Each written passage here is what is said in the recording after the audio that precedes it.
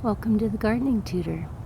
This is Canterbury bells, or Campanula, and I didn't understand when I was a novice gardener that these were a biennial, so they're going to bloom in their second year and then go to seed. But you can keep them looking better by deadheading them. If I can get in here, just underneath the flower. Cut out the old flower, and then you'll get more new flowers.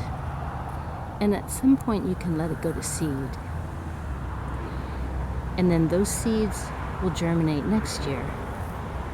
And then you'll have baby plants called pups, and they'll grow up and bloom in their second year.